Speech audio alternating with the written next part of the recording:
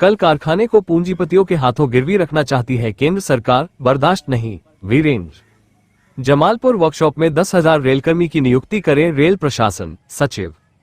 DA का भुगतान करने में आनाकानी कर रही है केंद्र सरकार, मजदूर विरोधी नीति, सत्यजीत। निजीकरण और आउटसोर्सिंग किसी भी कीमत पर बंद हो, अध्यक्ष। केंद्रीय व स्थानीय मांगों को लेकर रेल यूनियन का महाधरना व प्रदर्शन आज, तैयारी पूरी। प्रेस वार्ता कर दी ईआरएमयू ने, कार्यक्रम की जानकारी, आज रेलकर्मी भरेंगे हुंकार। एआईआरएफ, नई दिल्ली एवं Eastern railway mains Union, ERMU, Kolkata के संयुक्त आह्वान पर शुक्रवार को ईआरएमयू जमालपुर वर्कशॉप एवं ओपन लाइन के कार्यकर्ताओं की ओर से महाधरना प्रदर्शन सह काला दिवस कार्यक्रम आयोजित किया जाएगा। केंद्रीय व स्थानीय मांगों के समर्थन में रेलकर्मी व यूनियन नेता हुंकार भरेंगे। इससे पूर्व महाधरना सह प्रदर्शन की सफलता को लेकर जहां कारखाना व डीजल शेड में नुक्कड़ सभाएं व बैठकें आयोजित की गई, वहीं एक प्रेस वार्ता कर मांगों को रखने का कार्य किया गया।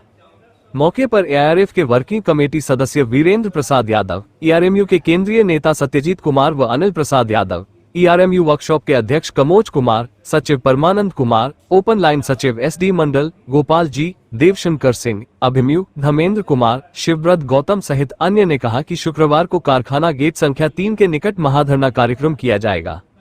इससे पूर्व जमालपुर रेलवे अस्पताल प्रशासन को एक ज्ञापन सौंपकर काला दिवस मनाया जाएगा।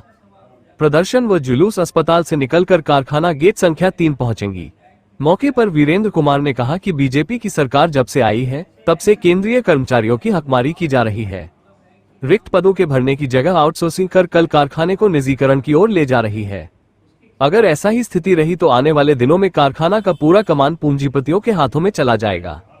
इसे हम किसी भी कीमत पर बर्दाश्त नहीं करेंगे। सत्यजीत कुमार और अनिल प्रसाद यादव ने कहा कि कोरोना काल में जिंदगी और मौत के बीच रेलकर्मियों ने कल कारखाना का उत्पादन नीचे नहीं गिरने दिया। बावजूद इसके हमारा डीए का भुगतान नहीं हुआ।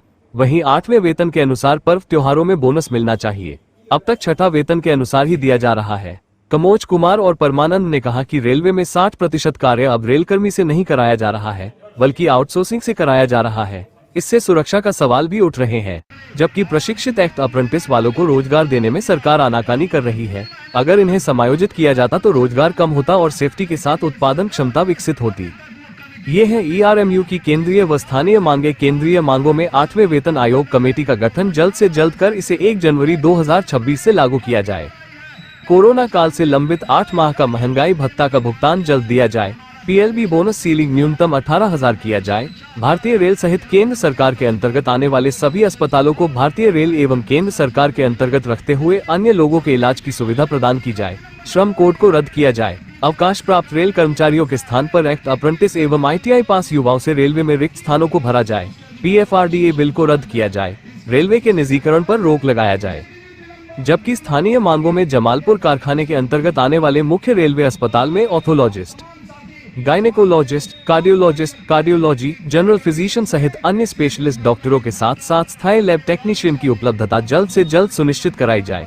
जमालपुर कारखाने में कर्मचारियों की न्यूनतम संख्या 10,000 किया जाए। वैगन, क्रेन, बीएलसी, एमसीटीआर शॉपों में आउटसोर्स करना बंद करे। बीआर सिंह अस्पताल कोलकाता भेजे गए मरीज को टेस्ट के नाम पर जमालपुर वापस भेजना बंद करे। जमालपुर कारखाना का कार्य स्थायी रेल मजदूरों से करने की व्यवस्था की जाए सहित अन्य मांगे शामिल है।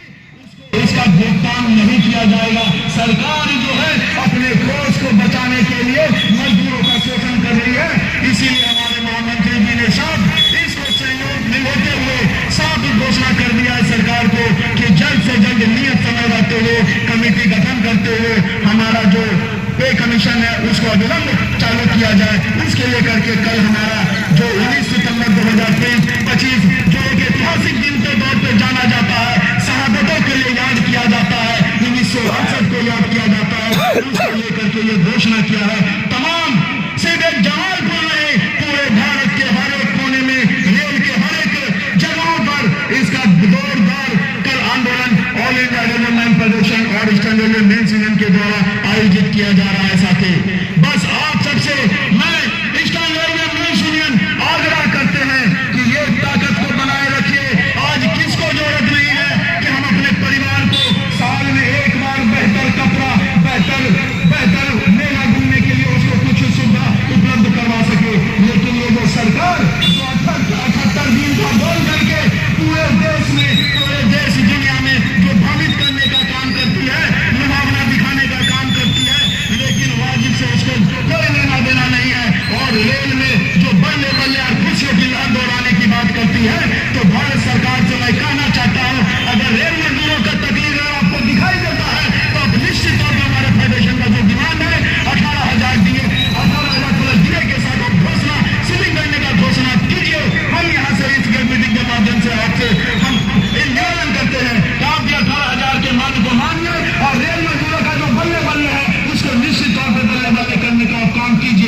और जल्द से जल्द हमारा जो पे कमीशन है उसको भी गठित करने का काम कीजिए।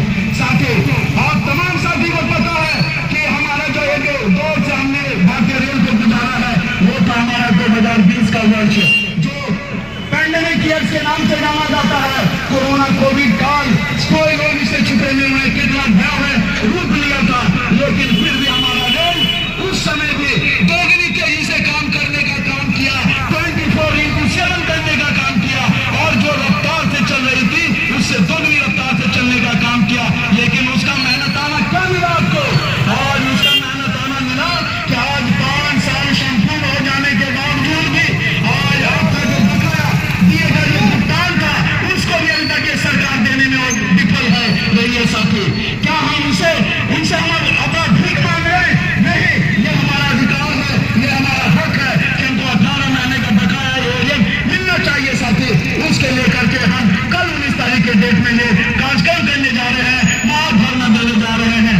आप ही बताइए, ये कहाँ तक हकीकत है कि जहाँ पार्लियामेंट में बैठे लोग अपना वेतन में बढ़ोतरी 40% करते हैं और वही हमारे रेल मजदूर का 18 महीने का एरिया खा जाने का काम करते हैं। तो मैं आप सबसे पूछना चाहता हूँ, क्या हम ये 18 महीने के भुगतान के लिए बोनस के सवाल को लेकर के, पे कमीशन के सवाल को लेकर के, क्या हम मजदूर साथी इस मंच पर क्या इकट्ठा होकर के ये सरकार के खिलाफ में बिल्कुल नहीं पूछ सकते हैं? बिल्कुल पूछ सकते हैं। और आप सबसे मैं निवेदन करता हूं कि कल के इस होने वाले हमारे 3 नंबर गेट पे जो कार्यक्रम हो रहा है उसको मजदूर के साथ सफल बनाइए और सरकार को दिवस कर दीजिए कि हमारा जो मांग है, हमारा जो मूल अधिकार है, हमको तुरंत हमको मिले। हम किसी के सामने झुकने वाले नहीं है, हमारी एकता है। तो आप गद्दी पर बैठे हैं, अगर हम अगर आपसे अगर टूट गए तो आपको गद्दी से अपने में दूर नहीं होगा। बस यही आप सबसे कहना है। बहुत से हमारे यहाँ पर बताए हैं, मैं अपनी बात आपसे को बीच में रखने का काम किया हूँ और आप सबसे पुनः निवेदन करता हूँ कि कल जो हमारा 19 सितंबर जो कि शहादत दिवस के तौर पर जाना जाता है, मेरिटोरियस डे के नाम पे जाना जाता है, उसको आप सब भी इस जमालपुर कारखाने में इतिहास के तौर पर देखेंगे और एक पुनः एक इतिहास बनाने का काम करेंगे। इस महाधरना में हजारों की संख्या में आप शामिल हो करके, चाहे वो हॉस्पिटल के जुलूस में आप शामिल होंगे या हमारे इस महाधरना का हिस्सा बनेंगे। और तमाम साथी से आग्रह है कि कल सेकेंड हाफ आधा दिन का छुट्टी आप लेकर के हमारे इस कार्यक्रम में शामिल हो। यही विनम्र का कार्यक्रम के बारे में बताया जा। कल 19 तारीख को हम दो कार्यक्रम है मेरा। एक हमारा स्थानीय मुद्दा है जमालपुर कारखाना के अस्पताल के सवाल पर। जमालपुर कारखाना अस्पताल में हमारे डॉक्टरों की कमी है, वहाँ ज्ञानोलॉजिस्ट नहीं है, क्योंकि आज युवा की संख्या हमारे जमालपुर कारखाना में अधिक हो रहा है। वहाँ एक स्पेशलिस्ट की कमी है, एक ऑर्थो डॉक्टर की कमी है, इसलिए कि जमालपुर कारखाना है तो चोट लगता है और उसका इलाज के लिए एक ऑर्थो डॉक्टर का ज़रूरत है। तीसरा है कि एक कार्डियोलॉजिस्ट चाहिए, क्योंकि अभी हमारे जो अवकाश प्राप्त कर्मचारी हैं और हृदय रोग की संख्या बढ़ रही है। इन सब मुद्दों के लिए हम लोग बहुत दिन से डिमांड करते आ रहे हैं और ये डॉक्टर की समस्या तो दूर नहीं हुई, लेकिन एक चिट्ठी आ गई भारत सरकार से, रेलवे बोर्ड से, कि जमालपुर कारखाना को या ऑल इंडिया में जितना भी रेलवे का हॉस्पिटल है NHA नेशनल हॉस्पिटल अथॉरिटी से SHA स्टेट हॉस्पिटल अथॉरिटी में कर दिया जाएगा, जो एक गंभीर समस्या का बात हो जाएगा।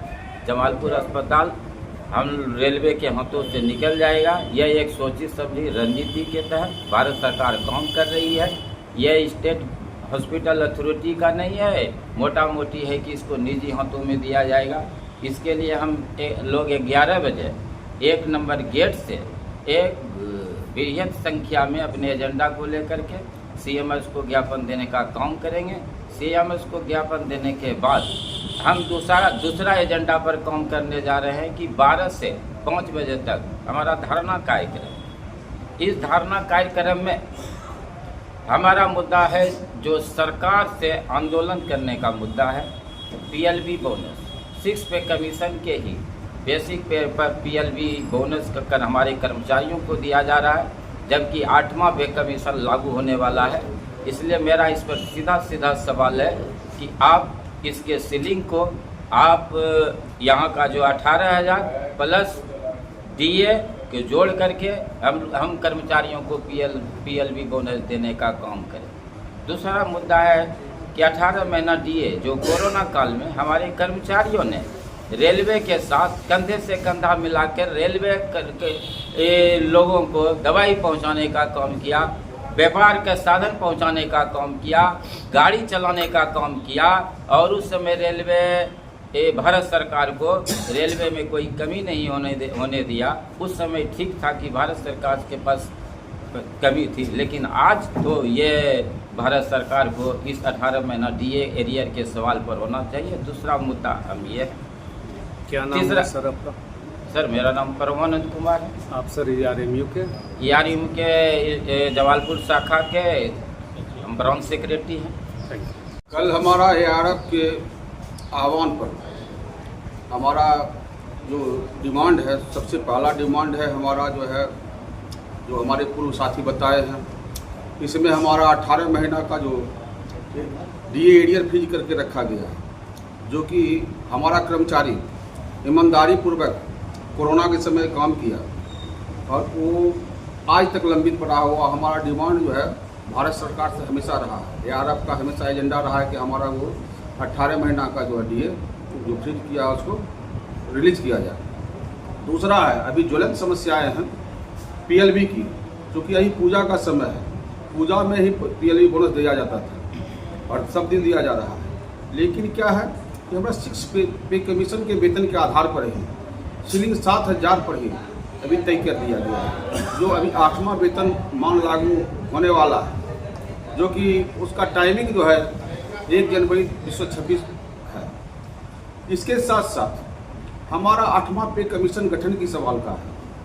इसमें जो है ये 26 से लागू होने की तो है, लेकिन आज तक कमेटी का गठन नहीं किया गया है और ये मेरा जो है 9वां महीना यानी कि सितंबर चल रहा है और इस कमेटी बनाने में फॉर्म करने कमेटी बनाने में जो है अभी और समय क्या लगेगा नहीं लगेगा ये कहना मुश्किल है। इससे क्या होता है कि हमारा जो है 8वां वेतनमान जो है समय पर लागू नहीं होगा, इसलिए हम लोग उधर से जो है हम लोग ARF से जो है हम लोग को जो आह्वान किया गया है कि आप लोग इसका जोरदार जो है विरोध कीजिए और इसको उठाइए। सर क्या नाम का शुभ नाम? मेरा नाम SD Mandal branch secretary ERMU local Jamalpur से बताया। 19 तारीख को जो हम लोग का AIRF के आह्वान पे जो हमारे ब्रांच के द्वारा जो आंदोलन का रूपरेखा रखा गया है वो है मेन रूप से हॉस्पिटल का मुद्दा और यहाँ पे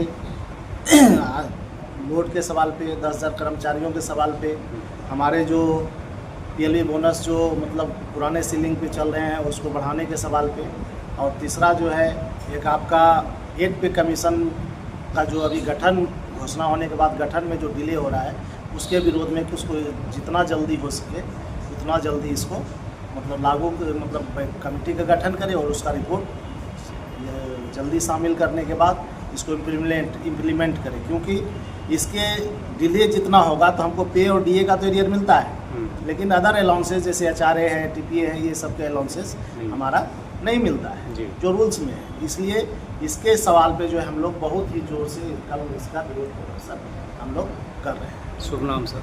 मेरा नाम कमोज कुमार, हम eastern railway mains union Jamalpur शाखा के प्रेसिडेंट।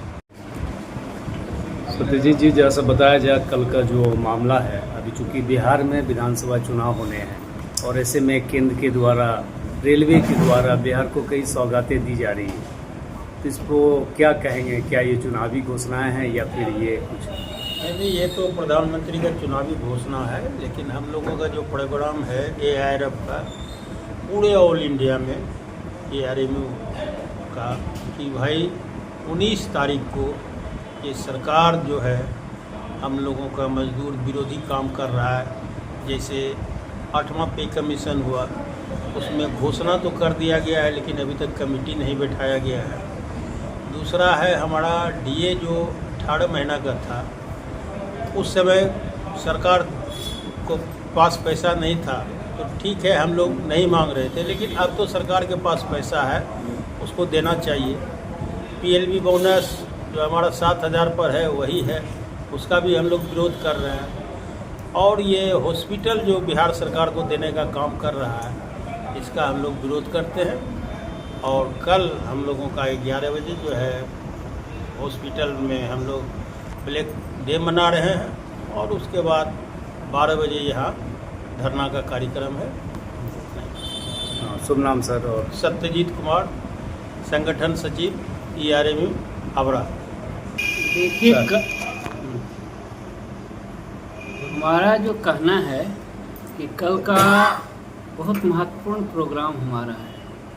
पहला है कि सरकार जो ये तय की है और साथ से सरकार की जो नीति है कि रेल कर्मचारी को जनता से अलग थलग कर देना, इसलिए रेलवे हॉस्पिटल को स्टेट गवर्नमेंट के अंदर में देने का फैसला लिया है। और एक भ्रम फैलाया जा रहा है कि इससे जनता का भी इलाज हो सकता है। हम लोगों का कहना है कि जनता का इलाज अभी भी हो रहा है, इसमें कोई रुकावट नहीं है। हम लोग मानते हैं कि ये रेलवे हॉस्पिटल को बेचने की तैयारी हो रही है। सिर्फ एक भ्रम जाल फैलाया जा रहा है कि स्टेट गवर्नमेंट के अंदर में दिया जा रहा है। हम लोगों का डिमांड कल है, जो ब्लैक डे हम लोग मना रहे हैं हॉस्पिटल के सवाल पर, वो है कि रेलवे हॉस्पिटल को रेल के अंदर में रखा जाए और पब्लिक का भी इलाज उसमें कराया जाए। स्पेशलिस्ट डॉक्टर को रेलवे हॉस्पिटल में दिया जाए ताकि रेल कर्मचारी का और जनता का भी भला हो और अच्छे से इलाज हो। हमारे पास काफ़ी बड़ा इंफ्रास्ट्रक्चर है। अभी बिहार सरकार के पास भी इतनी ज़मीन, इतना अच्छा इंफ्रास्ट्रक्चर नहीं है। इसलिए कल एक महत्वपूर्ण दिन है सरकार के खिलाफ में जाने का। सरकार जो फैसला लिया है वो एकदम मजदूर विरोधी, जनता विरोधी है। साथ साथ हम कुछ बात आपको रखना चाहते हैं। कल जो हम लोग धारणा 12 बजे से 5 बजे तक देने जा रहे हैं, उसमें श्रम कानून में जो सुधार किया है, आज 100 वर्ष से भी ज़्यादा हो गया है। 8 घंटा काम, 8 घंटा व्यक्तिगत काम और 8 घंटा आराम, ये थ्योरी पर पूरा वर्ल्ड चल रहा है। लेकिन आज श्रम कानून में सुधार करके ये सरकार फैसला लेने जा रही है कि सारे श्रमिक को 12 घंटा काम करना होगा। अगर इसको जोड़ दिया जाए, जो भागलपुर से, क्यूल से या खगड़िया से जो स्टाफ आ रहा है हॉस्पिटल में, तो ये आप समझ लीजिए कि 14 घंटा का वर्क बढ़ जाएगा। तो बाकी समय एक मशीन बन जाएगा स्टाफ। हम लोग इस श्रम कानून का भी विरोध कर रहे हैं। ये अंग्रेजों के समय ऐसा था क्या? पहले ये था कि सूर्योदय से शुरू होता था, सूर्योदय के अंत होने के बाद, ढलने के बाद तक आपको काम करना पड़ेगा। वही तो आज उसी रास्ते पर सरकार चल रही है, जो एक ह्यूमन राइट के खिलाफ भी, जो हमको अधिकार है, मानव को एक अधिकार है, उससे भी सरकार हमें वंचित कर रही है। इसलिए हम इसका विरोध करने जा रहे हैं। साथ साथ में एक बात हम आपसे कहना चाह रहे हैं कि आज रेलवे एक सबसे बड़ा बेरोजगार को रोजगार देने का संस्था है। आज सरकार क्या कर रही है कि अब आउटसोर्स कर रहा है। आउटसोर्स का मतलब ये नहीं है कि हम उस मजदूर के खिलाफ में हैं। हम ये कह रहे हैं कि जितना हमारा ट्रेड एक्ट अप्रेंटिस है, ITI किया हुआ प्रशिक्षित लोग है, जो टेक्नीशियन बन सकता है, उनके अंदर नॉलेज है, उन लोगों को बहाल किया जाए। खाली जितना पद है उससे भरा जाए। अगर परमानेंट वर्कर के माध्यम से ही मुंगेर जिला का या भारत वर्ष का एक GDP जो बढ़ता है, उसमें रेल कर्मचारियों का भी बहुत बड़ा योगदान है। अगर 300 कमाने वाला वर्कर काम करेगा तो GDP नहीं बढ़ेगा, खरीदने की क्षमता जनता का नहीं रहेगा। इसलिए हम लोग बोल रहे हैं कि आउटसोर्स करना आप बंद कीजिए। ये सेफ्टी का भी सवाल है। सेफ्टी का क्यों सवाल है आप बताइए कि रोज स्किल डेवलप होता है। अगर हम लंबे समय तक कोई काम करते जा रहे हैं तो मॉडर्नाइज के साथ हम जुड़ जाते हैं। लेकिन आप अचानक काम 2 रोज के लिए रखे, 2 रोज के लिए बाहर कर दिए, तो नया नया जो टेक्नोलॉजी आएगा, स्किल डेवलपमेंट नहीं होगा। पैसा तो आपको सेव हो सकता है, लेकिन टेक्नोलॉजी नहीं डेवलप होगा और सेफ्टी का भारी उल्लंघन होगा और ये यातायात में भारी बाद में एक्सीडेंट का मामला बनेगा। तो ये जो आउटसोर्स है, निजी कंपनियों के हाथ में रेल को बेचने का सवाल है, ये एकदम एक तरह से बोलिएगा कि राष्ट्र को गर्त में ले जाने का सिद्धांत है। क्या नाम इसका हुआ सर? हम लोग विरोध कर रहे हैं। मेरा नाम अनिल प्रसाद यादव है, हम संगठन मंत्री हैं ईस्टर्न रेलवे। आपने अच्छा प्रश्न किया। देखिए, जितने भी मतलब हमारा मुद्दा है वो मोटा मोटी बुझिए कि ऑल इंडिया का ही मांग है। अब जैसे कि हमारा ऑल इंडिया का मांग है कि हमारा 8वां वेतन आयोग को आप जल्द से जल्द कमेटी गठन कीजिए। अगर कमेटी की गठन जल्द से नहीं होगा तो फिर समय पर हमारा रिपोर्ट नहीं आएगा तो ये लंबा सरकार का जो पॉलिसी चल रहा है, इस आयोग के द्वारा जनता में भ्रम भी फैलाया जा रहा है कर्मचारियों में कि हम आपको 8वां वेतन देने जा रहे हैं, लेकिन वो डिले कर रहा है। डिले करने से होगा कि हमारा कर्मचारी को लॉस होगा। जितना लेट में मतलब वो देगा उस पर वो क्या कर देगा कि कैरेंट अभी से हमने घोषणा किया, अभी से बहुत ऐसे लाभ हैं जो हमको कैरेंट से देगा, उसमें हमारा लॉस होगा कर्मचारी को। तो सरकार का सीधा मंशा है कि हम कितना कम से कम कर्मचारियों को दें, जितना लेट से दें। अब बताइए, देश में एक तरफ पैसा को पानी की तरह बहाया जा रहा है और हम कर्मचारियों का कमाया हुआ पैसा वो देना नहीं चाहता है। 18 महीना का हमारा डीए बचा हुआ है। हमने इमरजेंसी में काम किया जब देश में एक लोग घर में बंद था, पूरा सरकार घर में बंद था, पूरा दुनिया बंद था, लेकिन रेल कर्मचारी निरंतर जग करके गाड़ी चलाने का काम किया, एक जगह से दूसरे जगह लोगों को खाना पहुंचाने का काम किया, दवाएं पहुंचाने का काम किया, सेवा करने का काम किया।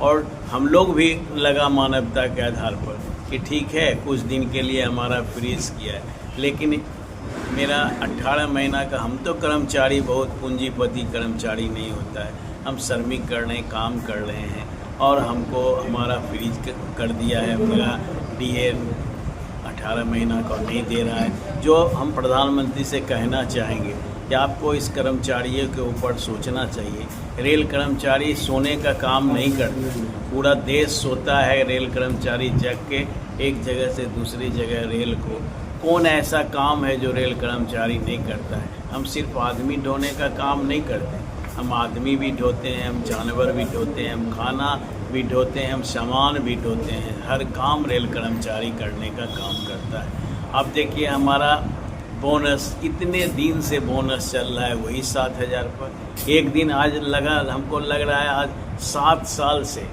एक भी रुपया बोनस में वृद्धि नहीं किया गया, ना इसका सीलिंग बढ़ाया जाता है। रातों रात हाथ में हाथ बजाते हैं और पार्लियामेंट के मेंबर हो, मंत्री हो, विधायक हो, सभी का तनख्वाह सब सुविधा बढ़ जाता है और कर्मचारियों का सुविधा नहीं दिया जा रहा है। हमारे पास में पैसा नहीं होगा, हम खर्चा नहीं करेंगे, हम मार्केट में वो पैसा नहीं जाएगा तो फिर मार्केट का भी तो डेवलपमेंट नहीं होगा। मेरा ऑल इंडिया AIRF हमेशा कहता है कि रेल एक चीज़ को बेच रहा है ये सरकार। हम कर्मचारी को बताते रहते हैं कि देखिए ये सुविधा बंद होगा। देखिए, स्टार्टिंग किया, पहले वो दवाई देना कम कर दिया, डॉक्टर देना कम कर दिया, अब आदेश कर दिया कि रेल में जितने भी मतलब हॉस्पिटल हैं उसको बिहार सरकार में दिया जाएगा। और वो भड़म फैला दिया। अभी हमारे संगठन सचिव अनिल जी ने कहा कि हमको और रेल कर्मचारी को और देश जनता को दोनों को 2 भाग में करना चाहिए। अरे भैया, आप रेल का हॉस्पिटल तो रहने दीजिए, रेल के कर्मचारी का जो सुविधा है, आपको बहुत जनता का ख्याल है तो जनता को भी जोड़ दीजिए। आप तो सीधा दे दिए कि भैया बिहार सरकार इसको देखने का काम करेगा। आप बिहार सरकार में जोड़ देने का काम किए तो रेल का स्टाफ तो गया वहाँ से, हॉस्पिटल में जो भी रेल कर्मचारी है वो गया। तो यही तो हमारा all India railway man federation का कहना है कि धीरे धीरे रेल को बेच रहा है। अभी हॉस्पिटल बेच दिया। अभी देखिए, कारखाना में जितना हमारा मैन्युफैक्चरिंग का काम है सब बंद होते जा रहा है। सिर्फ एक जगह फोकस करेगा कि वो मतलब रिपेयरिंग का काम बैगन का करे और उस हिसाब से जो है मतलब संख्या यहाँ कम हो जाएगा। और इसको धीरे धीरे जो प्लानिंग है गवर्नमेंट का, वो हमको 2-3 हज़ार बहुत मैक्सिमम हो जाएगा, 3,000 स्टाफ को रखेगा और 3,000 स्टाफ से बैगन का काम कराएगा। अब बाकी प्राइवेट से काम कराएगा और प्राइवेट का पैसा देख लीजिए क्या मिलेगा। इससे तो पेट भी नहीं भरेगा कर्मचारी को। ये सरकार घूर फिर करके हमने जो इतना डेवलप किया इस देश में, देश आज़ाद होने के बाद पुनः वहीं पर ले जाना चाह रहा है और वहीं पर पहुंचाने का काम कर रहा है। ये सरकार एगो उद्योग तो नहीं खोला, 11 साल में प्रधानमंत्री जी एक भी कारखाना इस देश में लगाने का काम नहीं किया। ये अभी तक में 26 ऐसे संस्था है देश के जिसको उन्होंने बेच देने का काम किया। देश आज़ाद हुआ था तो सुई भी नहीं बनता था हिंदुस्तान में, और जो उस समय की सरकार थी उन्होंने कुछ नहीं था, अर्थव्यवस्था नहीं था, डगमगाया और चरमराया हुआ हमारा स्ट्रक्चर था। जब अंग्रेज़ के गुलामी से हम बाहर आए, उस समय से लेके पीछे की सरकार ने सुई से लेके परमाणु तक बनाने का काम किया। और ये प्रधानमंत्री जी सुई क्या बनाएंगे, एक एक कंपनी, एक एक फैक्ट्री को बेच करके प्राइवेट के हाथों में देना जा रहा है और हम लोगों को आपस में लड़ा करके, भरमा करके देश के सत्ता पर काबिज रहना चाहता है। ये चंद 2-3 लोगों के लिए काम कर रहे हैं, अंबानी जी हो, अडानी जी हो, यही इनका मैक्सस है। तो देखिए भागलपुर में 1 रुपया एकड़ पर कितना एकड़ ज़मीन दे दिया और अडानी जी का पावर हाउस बनेगा। उस ज़मीन वालों को भी फ्री में वो बिजली देने का काम नहीं कर। तो सारा यही खेल हो रहा है पूरे देश को बेच देने का। तो हम लोग भी कमर कस लिए हैं, चाहे इसका नतीजा जो हो, हम इस सरकार से लड़ने का काम करेंगे। इसीलिए हमने अपने कर्मचारियों को आह्वान किया है, इसके लिए आपको एकजुट होना होगा, खड़ा होना होगा, तभी बिना लड़े ये सरकार हमको कुछ देने वाली नहीं है। उसी सब के सवाल पर कल हमारा प्रदर्शन भी है इस कारखाना में, और प्रदर्शन को लेते हुए हम लोग हॉस्पिटल के सवाल पर हॉस्पिटल जाएंगे और वहाँ से पुनः लौट करके एक जोरदार धरना का कार्यक्रम किए हैं, जो हम सरकार को चेताने का काम करेंगे। और यही मेरा कहना है। शुभ नाम सर? हमारा नाम वीरेंद्र प्रसाद यादव है। हम All India Railway Men's Federation के working committee member. Thank you.